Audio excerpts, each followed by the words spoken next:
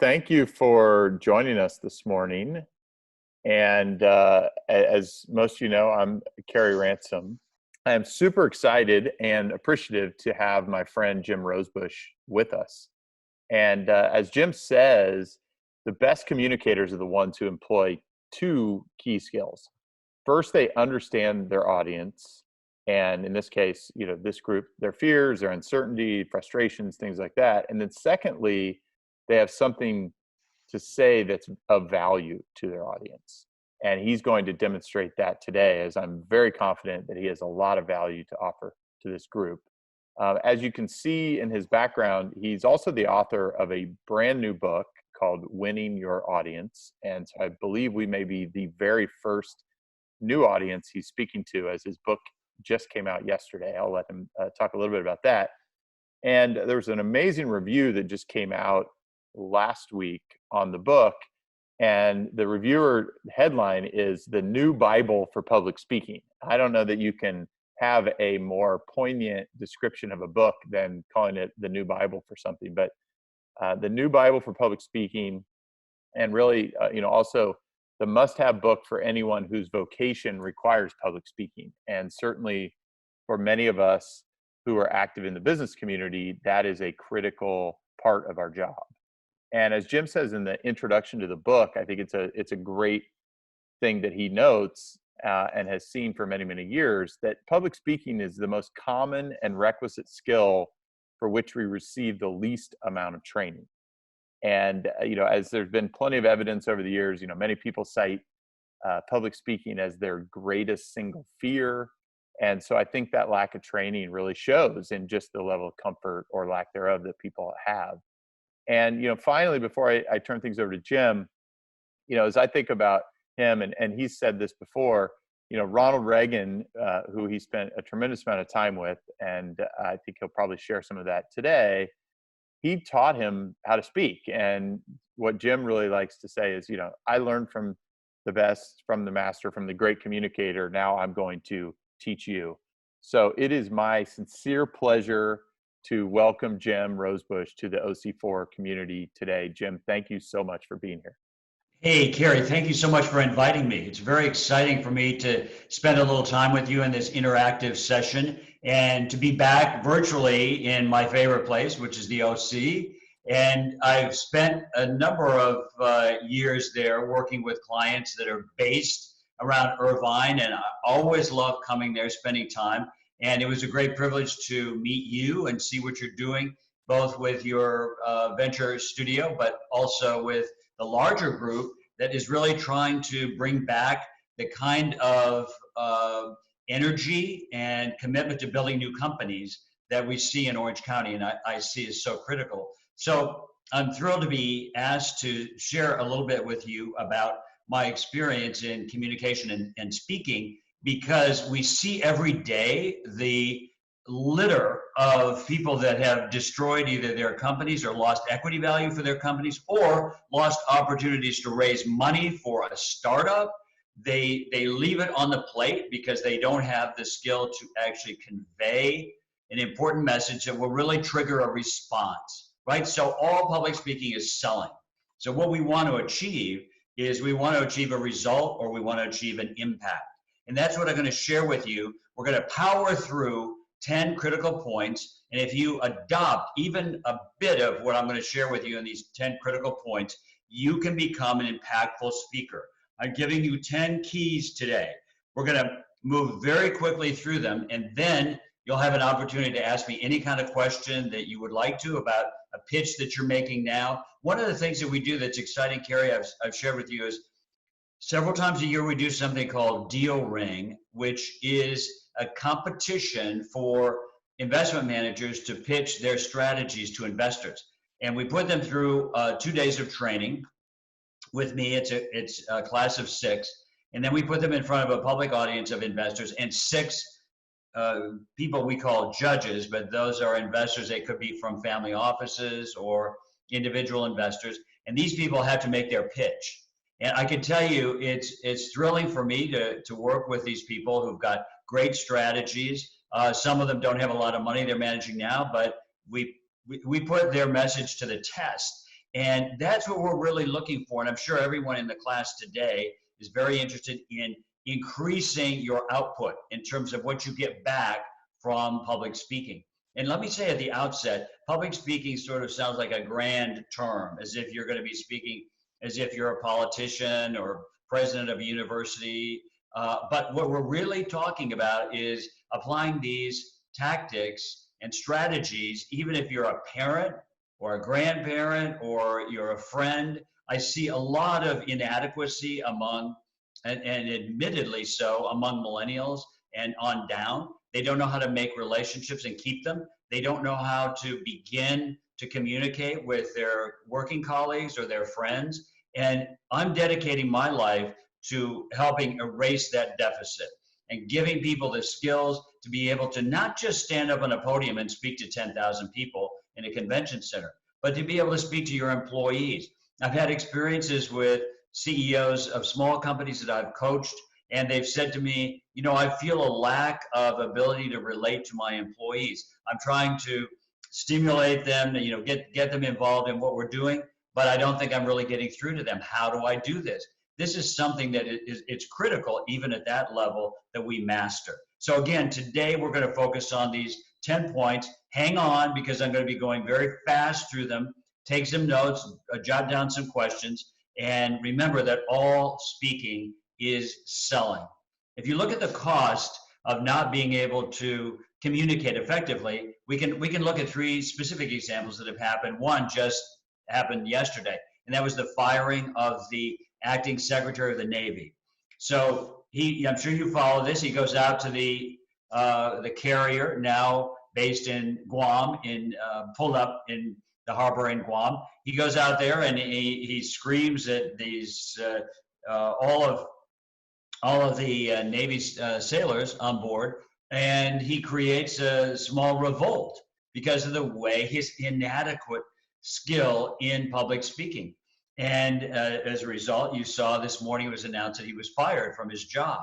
And it wasn't just that he was fired from his job, it was the damage he did to those young sailors who are dedicating their lives to defending our country.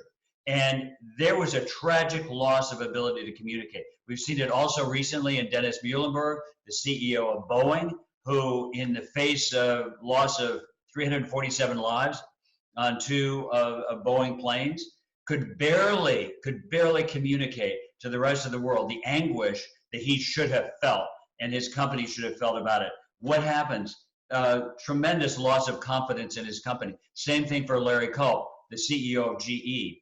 Because of his poor performance on his MSNBC interview, the share price of General Electric went down 10% on the Monday after his Saturday presentation. We're talking about a very high stakes business. Only 24% of all MBA programs require a public speaking class to be taken and a level of proficiency achieved. Now that to me is tragic. I think that learning how to speak is, you know, the other arm of your body. If you don't have the ability to communicate, you could have the greatest idea in the world. Let's look at the case of Elon Musk, who basically his equity value took a nosedive when apparently being high one night or drunk, he calls up some reporters and he talks about what's going to happen to his company. Complete violation, SEC violation. What does he do? He's destroying the equity value of his company because why? He doesn't know how to talk. Incredibly smart person, great ideas, a very an heroic person that we look up to, but because of his lack of ability to communicate, could lose everything. So what we're talking about is a very high stakes business here. If you have the greatest idea, the greatest invention, and something that's going to save the world, and you don't know how to communicate it, you're lost. So let's begin on these 10 points. The first 3 points I'm going to illustrate by a story about my own life. The first 3 points are storytelling, as you mentioned, Carrie, storytelling, content, and personal authenticity. So when I was 20 years old, I was invited to go to Soviet Russia, to the Soviet Union, and I was invited to go and meet with the heads of these bureaucratic agencies, with people who I say were 3 times my age and 4 times my girth. And so going in to meet with these people, and of course I didn't speak Russian.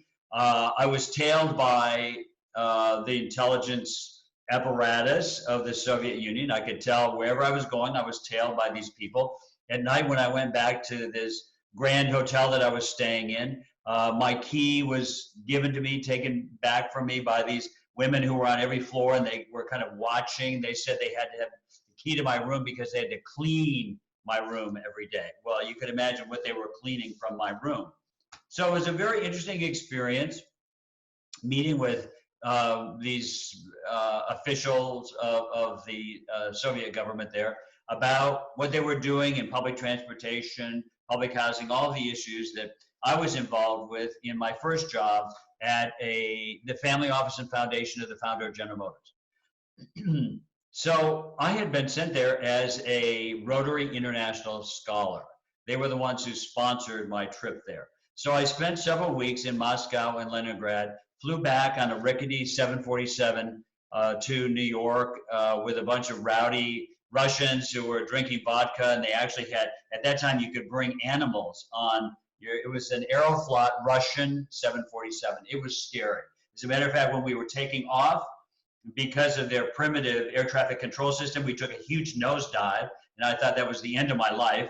And later, the pilot comes on and says we had to avoid a mid-air collision. So it was an interesting, very colorful, and somewhat scary time.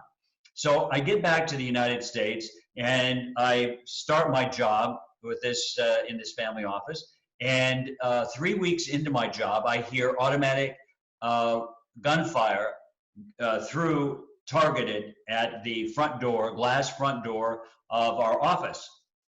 There were 6 ski mask gunmen that were designed to they had decided that they were going to take us hostage to get money from the wealth creator, the son of the wealth creator. We dove under our desks. I mean, they crashed through the glass front door of this office. And we didn't even know the term terrorist at that time. Detroit was burning. They thought there was an opportunity to make some money themselves by doing this.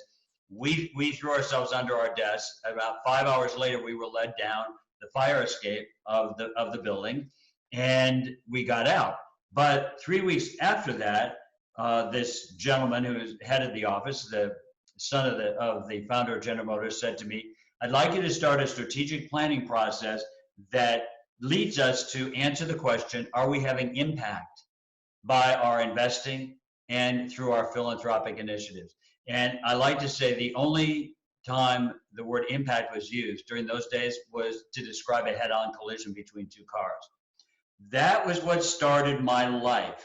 That is what led me to understand the importance of storytelling, content, and personal authenticity. Because 10 years later, after that experience, I found myself in the White House running the first impact office for President Ronald Reagan. The content and the personal authenticity, because of what I'd gone through, was what got me there.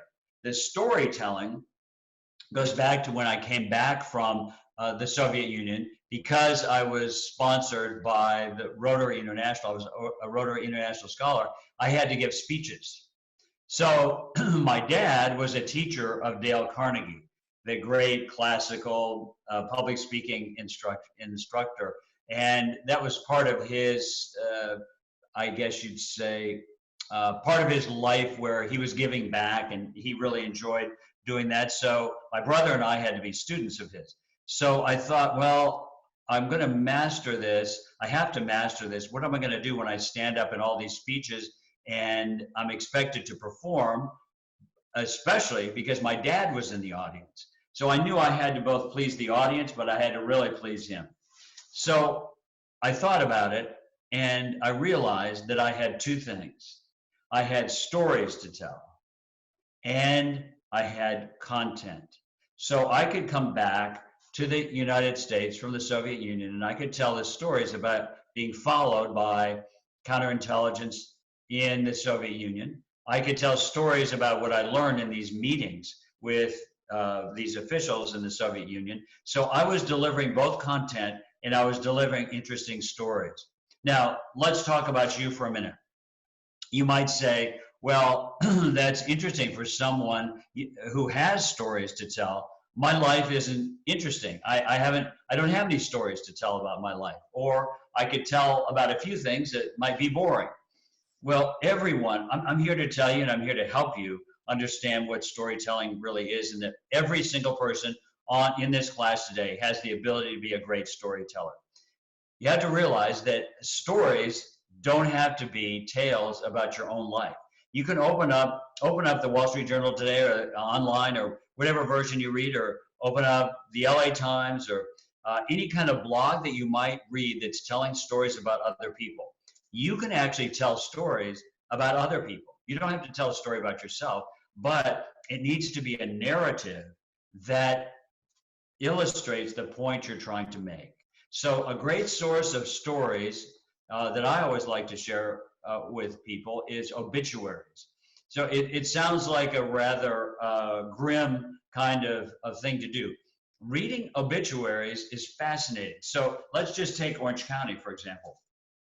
Orange County has been and continues to be full of interesting people of accomplishment. Could be educators, could be investors, business people, philanthropic people, people who have built the whole infrastructure of Orange County.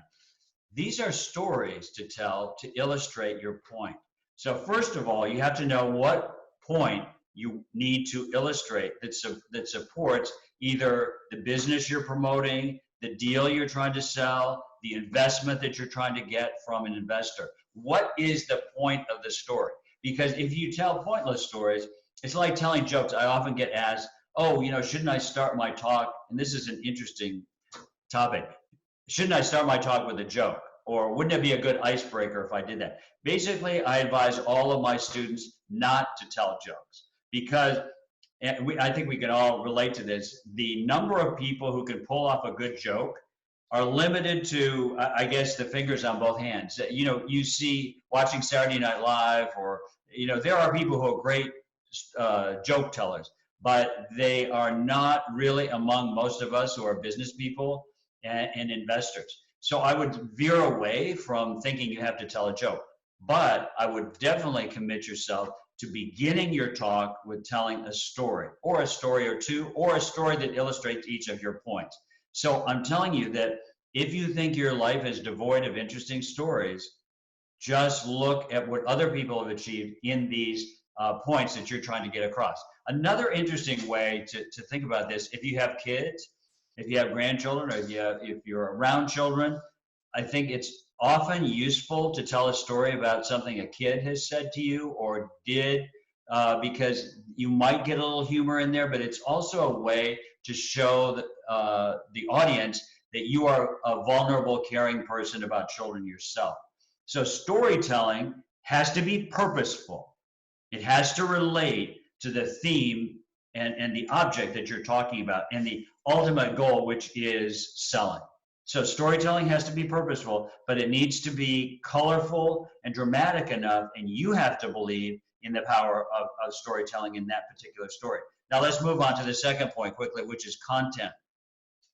We've all heard people get up and say that they're going to talk for the next 10 minutes about some kind of engineering tool, or they're going to talk about what we should do in Orange County, but they don't know their content. Never get up. Now, one of the most important things I learned from Ronald Reagan is never start a war you don't know you've already won. And if you don't, and by the way, I don't know how many of you have watched this incredible show called Occupied, which is it's kind of a Netflix show, and I would advise you to look at it, because it has a very weak leader of the Prime Minister of Norway, and the country is fictionalized. It's occupied by Russia. Very weak leader, but he doesn't really know his content.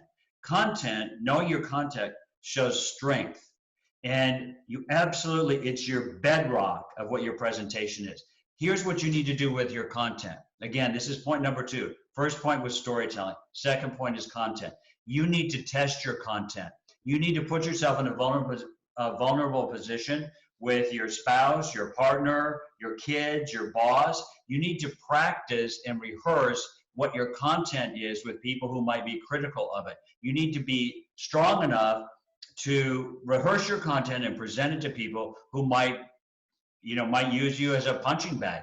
This is useful because you don't want to get up in front of new people where there's a high level of risk, for example, investing in your company, and you don't know the content. Now, I want to say that, and I'm going to come back to another point about what you say in describing your content.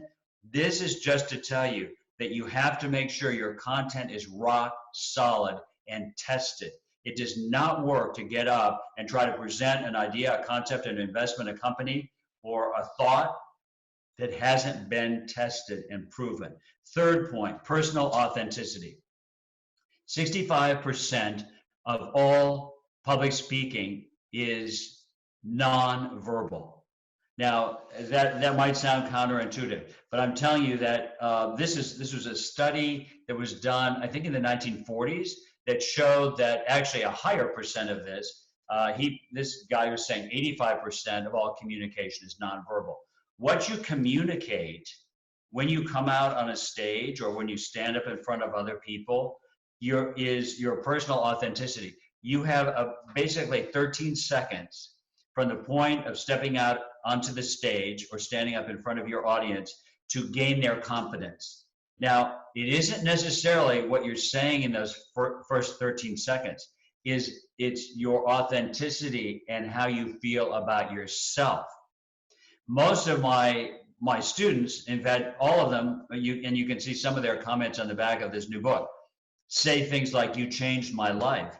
Well, I would never take credit for changing a person's life, but these tactics of learning personal authenticity is what changes a person's life, because when you learn to communicate effectively, it affects all aspects of your life. It affects your relationships, it affects your marriage, it affects how you get along with your kids, it affects how you run your business and whether it's going to be efficient and effective or not. Developing personal authenticity. Now, the way you communicate that is in a nonverbal way.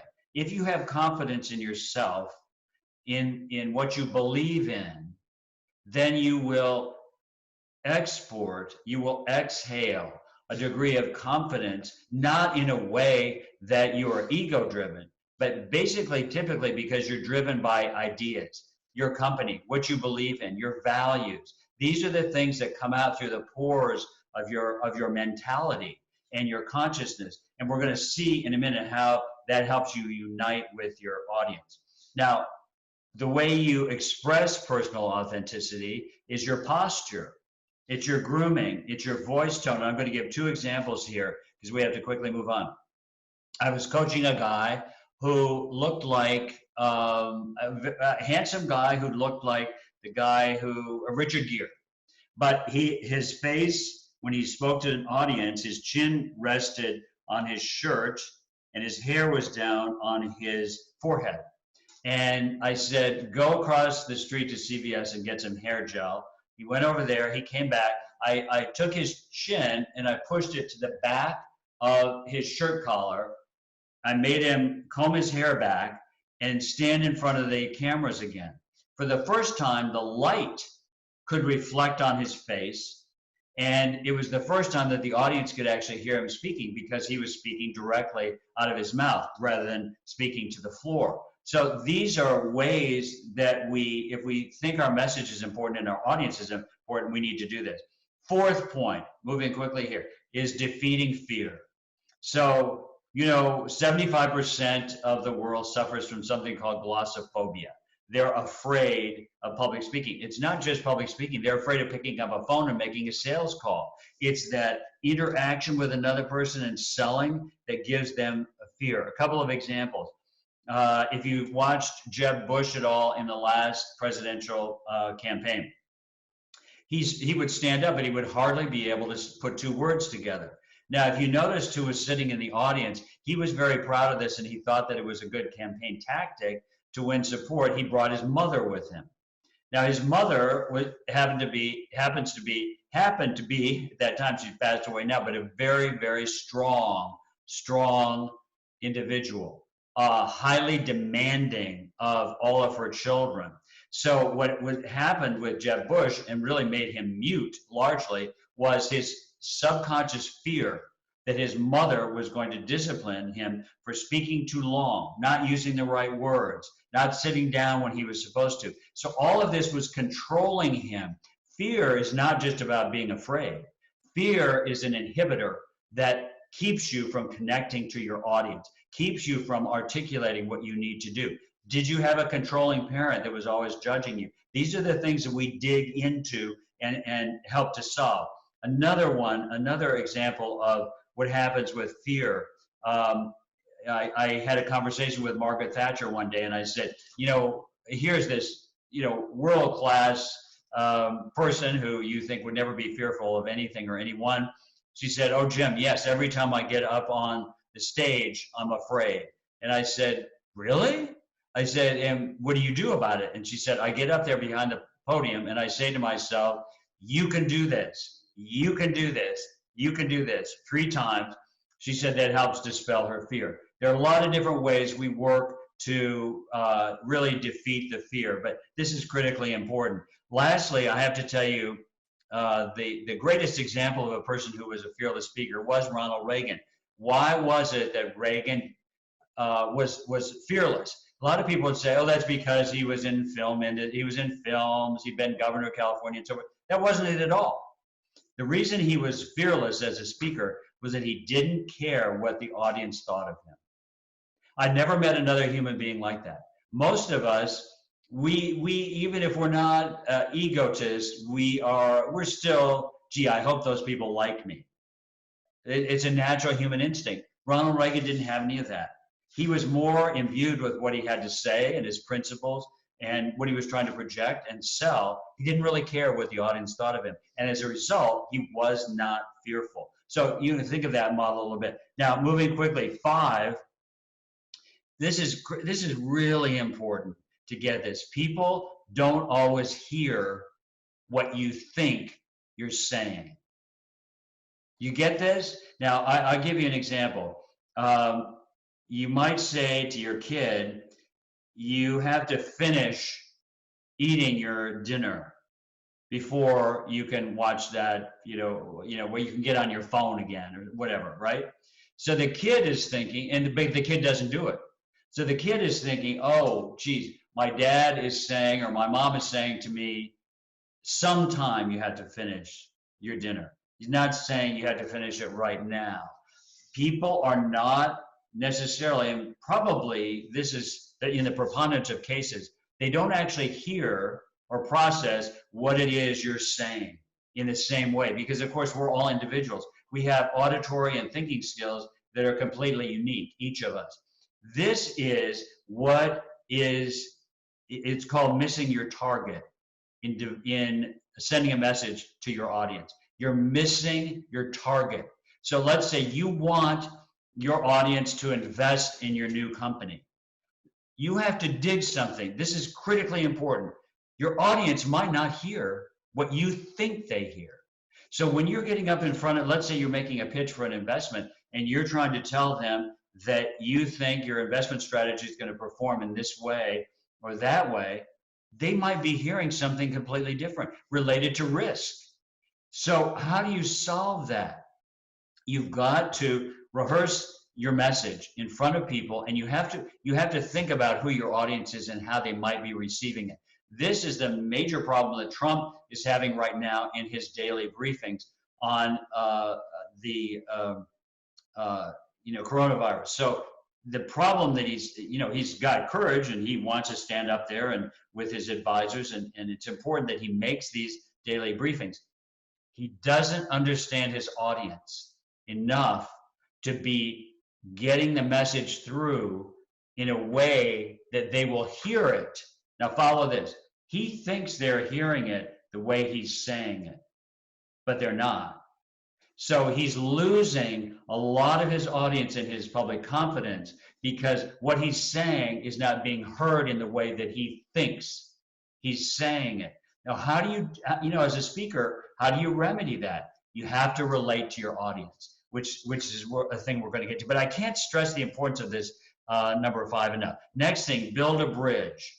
In order to reach your audience, you have to, what I call, just like being like an architect or a contractor, you have to build a metaphysical bridge to your audience. And the reason you have to do that, and the way you start building that bridge, is you tear down the fourth wall. Have you ever heard of what the fourth wall is? So you have, if you're a stage actor, you have a wall behind you, two walls on either side, but the open part of the stage is your audience. Now, before you start any talk, there is an invisible wall of resistance. People are automatically, usually people come to a talk or come to a staff meeting skeptical. They come skeptical. What you have to do is you have to tear down the fourth wall of resistance to your message by building confidence, okay? And this is the way, you really have to, people like Churchill, when he gives the most famous speech ever given in history, we will fight in the trenches, we will fight on the farmlands, we will fight on the beaches, and we will never give up. We will never give up. How did he tear down his wall and reach his audience? How did, one day I was on the South Lawn of the White House and I had a conversation with Mary Martin, the stage actress, and I said, how were you so successful? And she said, I always reached my audience by loving the audience. And from that, I took that she cared about her audience. She cared about knowing enough about their grief. And right now with coronavirus, what we're finding is a lot of people are trying to communicate effectively, but they don't empathize with the suffering that they think, well, okay, they're quarantined inside their houses or their offices or whatever. But the suffering that people are feeling, these leaders and communicators might not understand that. And that is what you have to do to build a bridge. Last example is, I don't know, you're probably all too young to have ever watched the Carol Burnett show, but you see some of these reruns. Carol Burnett always closed her show with her signature tagline. And just if you remember anything about building a bridge to your audience, remember what Carol Burnett said when she said, it's been so nice to spend this time together. That made you feel as an audience that you were together with her. Never forget that. 7, crossing the bridge. So what you have to do once you build the bridge is, of course, you have to cross it. And then you might have to show some vulnerability. You might have to appreciate the vulnerability or suffering in the audience. You might have to actually say that. I've actually heard a very interesting approach to being able to communicate with your audience when you've been nervous. I've had people actually stand up there and say, bear with me a minute, I'm nervous, or bear with me a minute, I've never presented this particular material before. You would think, oh my gosh, that'd be the last thing I would do.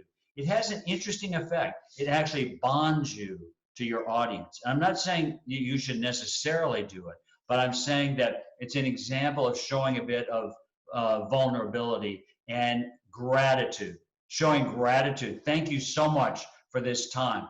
Thank you for spending time with me. Carol Burnett says basically in effect, she expresses gratitude. That is what you do when you cross the bridge. 8, we're coming up, 3 more. Changing people's lives. Every time you make an effort to communicate, it should be because you want to improve the lives of the people who are listening to you. And if you do that, if you have those kind of motivations, whether it's a business idea or an investment, or whether you're communicating, something about development of Orange County, I think that if you have that kind of desire to help change people's lives, it will happen. When I was recording my last book when I was doing the audio book in a recording studio, went on for 5 days. It takes 5 days basically to record a book.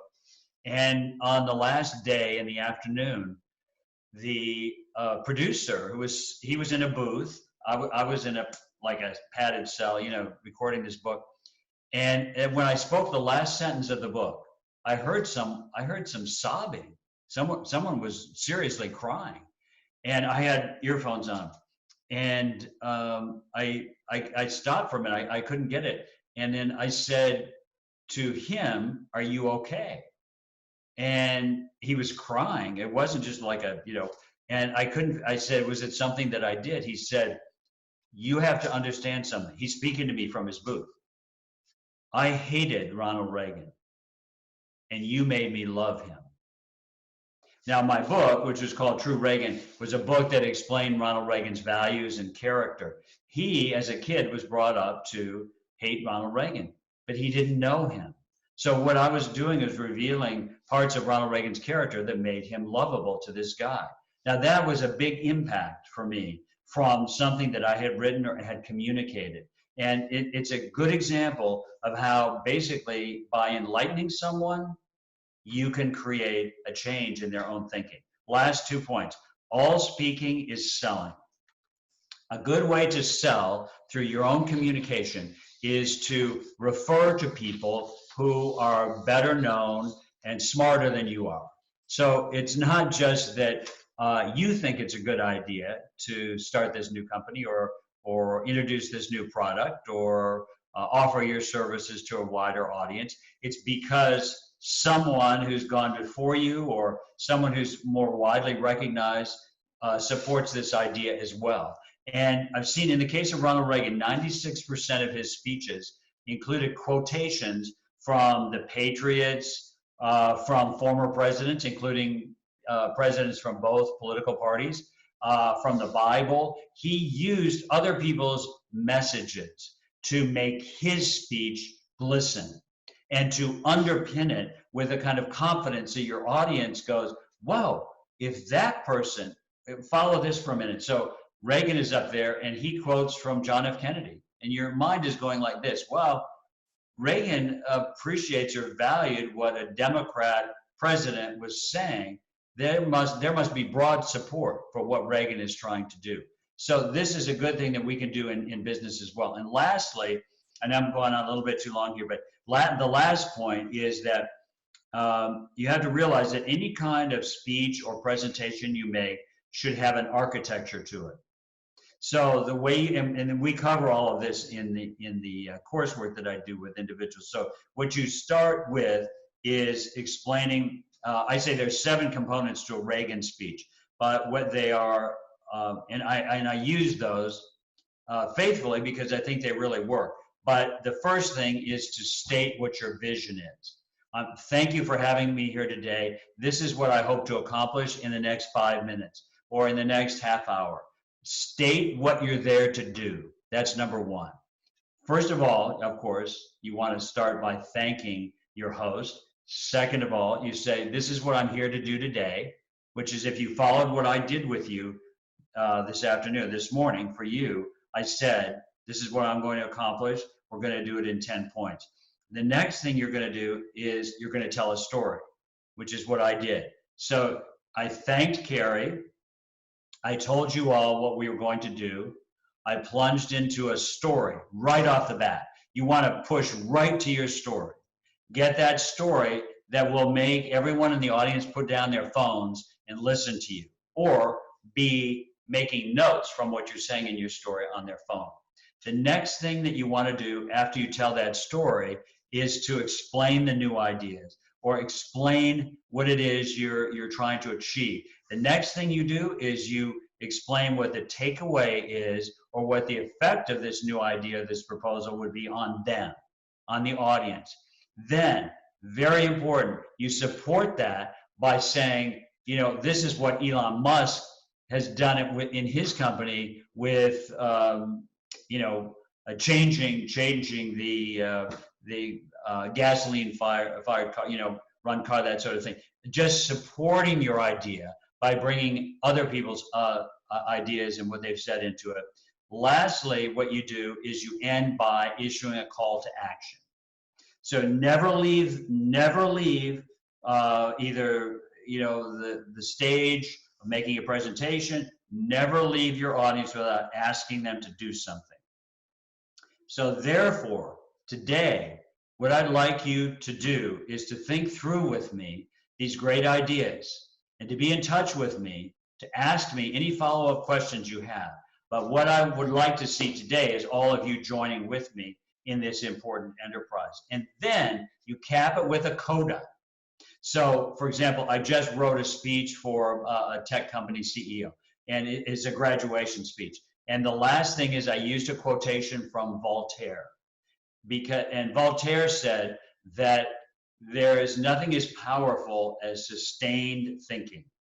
So I have this guy, this tech company CEO, saying, I want to leave you with this thought.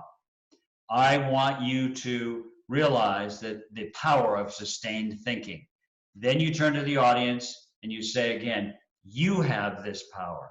You have this ability to think the way Voltaire is calling us to do it. Then that's how you leave it. So there was tons of more stuff I wanted to share with you today, but it's just impossible. I just try to give you kind of some of the high points, and I hope that's useful to you, and I'm happy to answer any questions.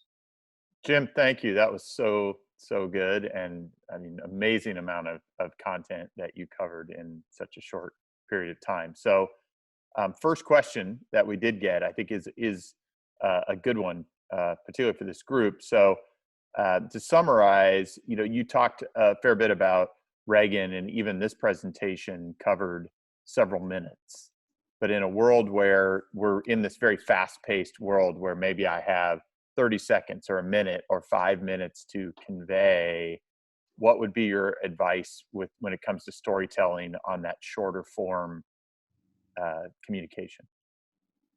Well, probably if you only have, now what we do on Deal Ring, when we have the making the perfect pitch in front of investors, what I give them is only 10 minutes. So, but I will tell you an interesting story about that.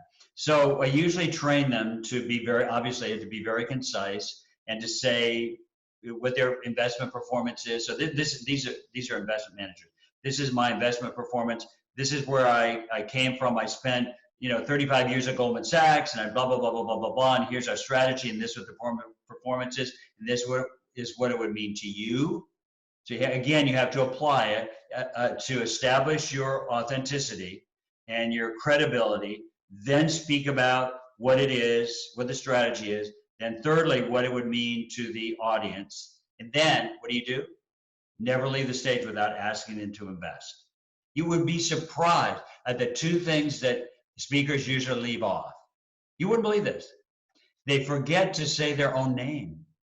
Now, I can't tell you the number of times that I've been a speaker that the person who's introducing me either gets nervous or they just forget to even say my name. I mean, they give a nice introduction, but they don't actually say my name. So it's important to, when you come back, or even if your name hasn't been mentioned for some other reason, you say, good afternoon, my name is Carrie Ransom. And you say it in terms that can be remembered, in a voice that can be remembered, right? So that's important. And then at the end, don't forget to make the ask. So I think that's the way you bookend it. But I'll tell you, there are exceptions. I had a guy who was an Asian, and he was Chinese. And he was 26 years old. He had very little money under management. But I said to he could hardly speak English. But I said to myself, there must be something that is saleable about this guy. Then I realized American investors think, especially, that smart Chinese people are the people they'd like to put some money with. So I said, all I want you to do is come out in front of the audience and stand there and tell them, which was true, that he had an advanced degree in applied mathematics from MIT, and that his expertise was in developing investment algorithms. And he sat down, and he was one of the winners of the competition, and he got money. He got people to invest in it because he was playing to his strengths. Great advice there. So another question that came in, which I think is also very timely, tips you have for communicating verbally in this current virtual environment, right? We have those opportunities. We can do face-to-face, but there's also a lot of time spent on just audio conference calls where maybe there's not as much nonverbal support. So any tips or thoughts there? It's a good question. I think everyone's asking it because we don't have an opportunity to do in the flesh, face-to-face communicating right now. But I think I really go back to those points that I was making about your personal authenticity and the degree about which you care about the person that you're speaking to. So I notice a lot of, so I kind of watch this, right? So I see a lot of people starting, in fact, most people will start an email to you. I hope your family is safe, stay well, all this kind of stuff, which is kind of becoming a little bit, a little bit too repetitive now. But I think the question really remains, and let me tell you a two-sentence story that will explain this a little bit. So I was giving a talk in San Francisco, and this woman stands up afterwards, and she asked me this question. She said, "I work for a team that I think is going to fail because the relationship managers are all millennials and they don't know how to relate to their counterparts in their client companies. What kind of advice do you have?" I said, "I understand exactly what you're talking about because I have seen this among so many people that have come to me. They don't know how to even start a conversation, or if they do, they don't know how to continue one." I said, "Here's a tip. Ask the other person this question. Where were you born?" You watch what the first thing will be. They'll say, "Oh, I work for, Kerry Ransom at OC4, blah, blah, blah." No. Then you say, no. I don't want to hear where you were today.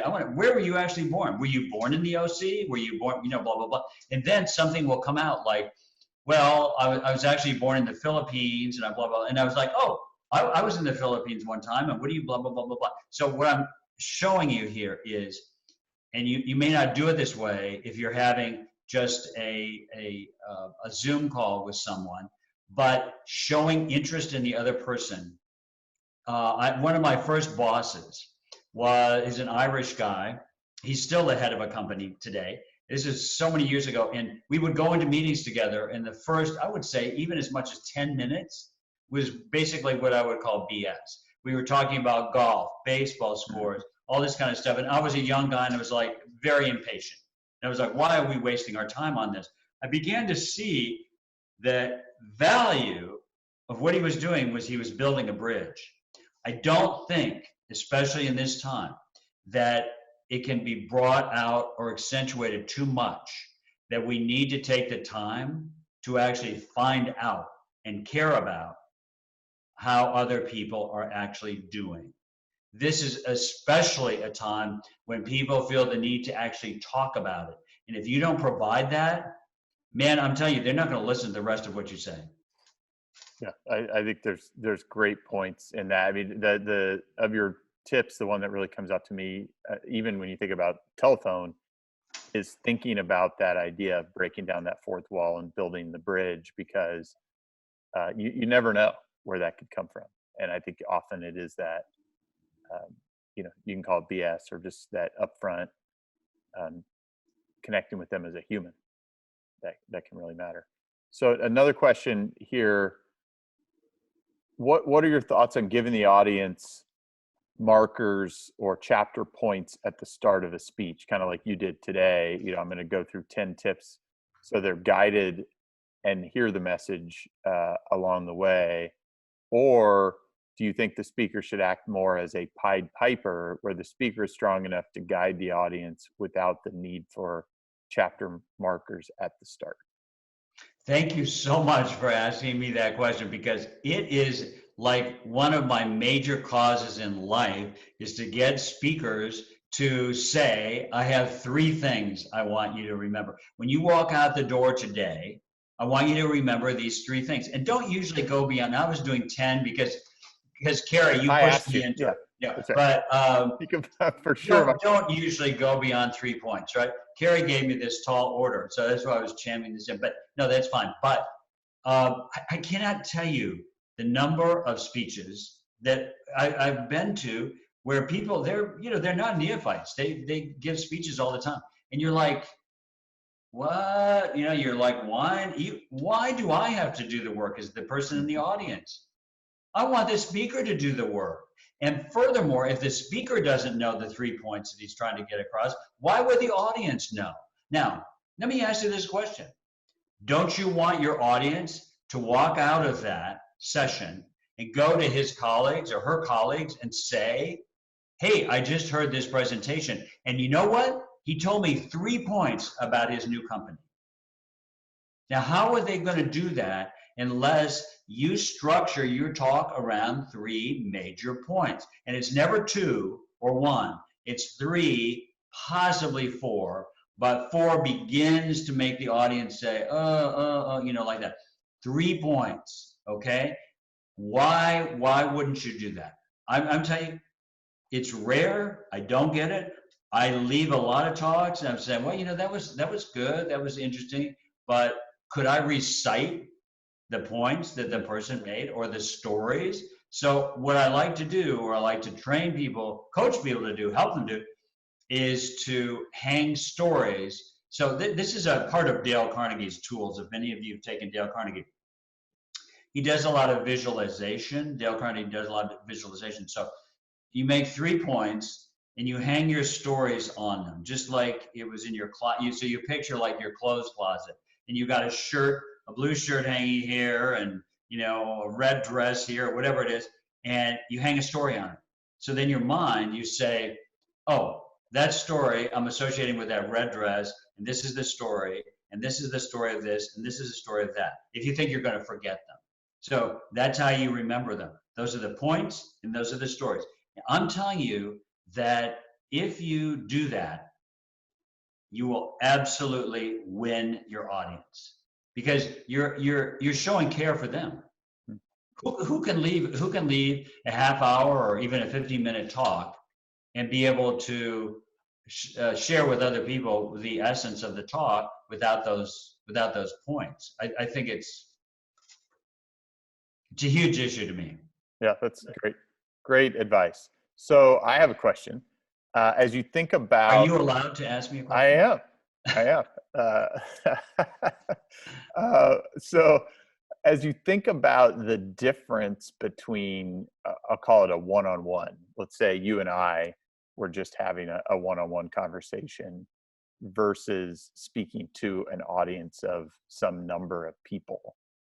As the one delivering the primary message there, what mental model do you think should be different, if any, as you're approaching that one-on-one versus a group?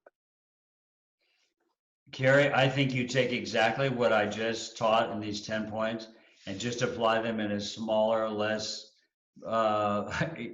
assertive, maybe less assertive, the way that I was presenting them. I think that everything relating to the fourth wall, authenticity, loving your audience, understanding the content, all of those things go into whether you're making a phone call, whether you're making a sales call. I mean, for some reason, I don't usually I like to prevent the occasion of getting a sales call, but I did. Yesterday, I got a sales call, and the guy was like, he was very assertive, and he was pretty good, I have to say. Of course, I was struggling to get off of the sales call, but I would say he didn't honor me enough, but not importance wise.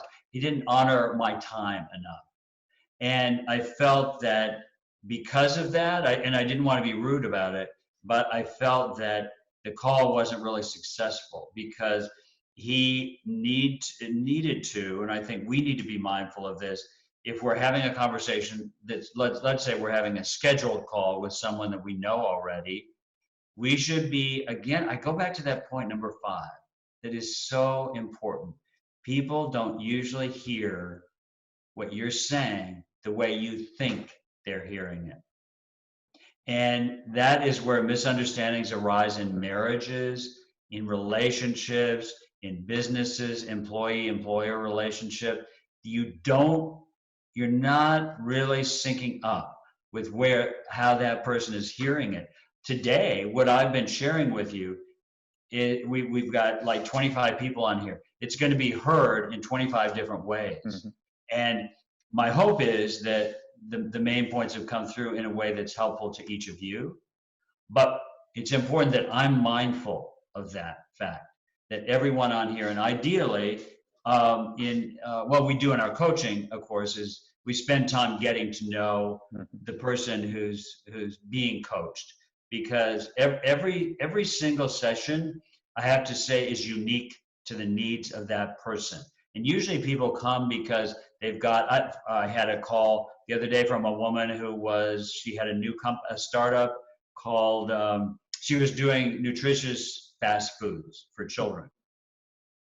And she just got a call from a TV station that she was going to be making an appearance on Monday. She called me on Saturday morning, and it was a referral. And she said, I have no idea what to say, what to wear, how to do, blah, blah, blah. So I said, okay, come over here this afternoon and we'll do it. So a lot of people come to you because they have some big deal in their life. Mm-hmm. And it's a part of knowing who your audience is. But to answer your question, I think it's taking all of these things and more and building it into a one-on-one situation. Well, I think the powerful thing from what I just heard, from what you were saying, Jim, is it sort of works largely the same. And so that, in theory, should help remove some of that fear. If I can feel confident having a one-on-one conversation with someone, and then I apply a lot of those same approaches, if not all of them, to a group setting, I should then become that much more comfortable and confident to speak to a bigger group. Yes, that's right. So one last question. We're coming up against time here, as I know we want to be sensitive to everybody's time. And this one goes a little bit along the lines of sort of the structure that you were talking about earlier. So what are your thoughts on offering, quote, these are the 3 points I will make at the start of the speech, and then providing a twist at the end of the speech that ties to the call to action? In other words, you've made the audience to expect a certain ending, and then you pull the rug out from under them to help it hit home. That's cool. It's a cool idea if it works. Sure. It's probably a place where you could get feedback. If it doesn't work, you could fall on your face. It's sort of like telling a joke. Mm-hmm. And it's high risk, I would say, because people generally don't like to be surprised. But I think it could be clever. I think it could be clever. I like it. Okay. All right. Well, any other questions? We've got 1 minute left. I don't see any right now. So Jim, I just want to say again, thank you so much for spending this time with us, for sharing your amazing stories and experiences and wisdom. I know I took a lot away. I think this group will for sure take a lot away. What's the best way for us to find your book and to find you for follow-up?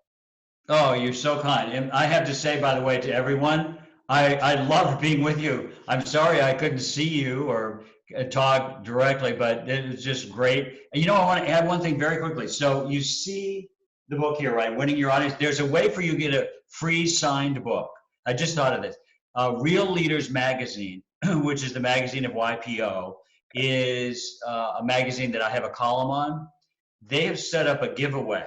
They have 10 free books signed by me to give away that they have bought.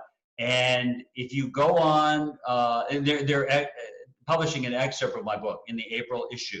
If you go on the April issue and send in a question to me, if you're the first of 10 that submit a question, you can get a free book. Okay. Otherwise, of course, you can get it on Amazon and or any other bookseller where you buy books. Awesome. Thank you so much, and we will talk soon for sure. Thank you, Kerry. I really appreciate you setting this up and inviting me. Terrific. Good thing. Be well. Okay. Take care.